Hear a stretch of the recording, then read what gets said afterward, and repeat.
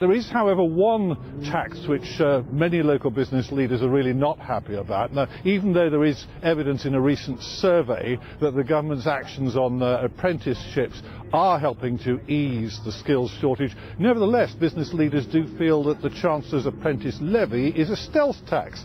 Our business correspondent Peter Plisner reports.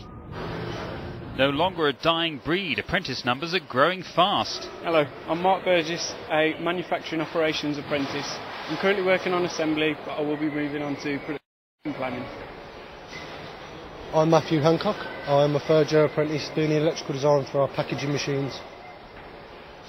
I'm Tom Middleton. I'm a second year manufacturing operations apprentice and I work within the supply chain, trying to get our parts in on time. At Birmingham-based Ishida, they're leading the field. Daniel Althorpe has just completed his apprenticeship. I've travelled abroad. I've had great experiences designing all sorts of machines, building all sorts of machines. A recent survey has suggested that around 80% of manufacturers intend to take on apprentices over the next 12 months. Last year, around 75,000 new apprenticeship posts were created in manufacturing and engineering, the highest level in a number of years. Growth here has meant increasing this year's planned intake from 3 to 9 new apprentices. But the man in charge of learning is concerned about next year's introduction of the apprentice levy, seen by some as a stealth tax on business. It is a tax, but we can't do anything about that because we're in it for the long-term development. We're not in it for short-term. This is around protecting the business in terms of people growth and people strategy. This is where many apprentices get their formal training. The EEF Centre at Perry Bar has more than doubled in size over the last 3 years. I love it. I love the hands-on experience that you get as well as the theoretical knowledge behind it. It's always interested me.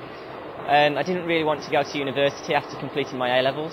Here I'm getting paid to do my education, getting paid to work in a company.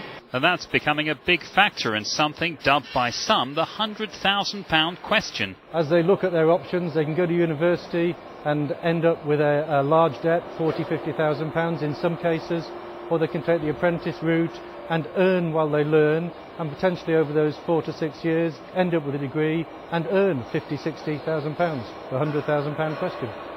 For these young people and thousands more across the UK, apprenticeships are now the way forward. Peter Plisner, BBC Midlands Today.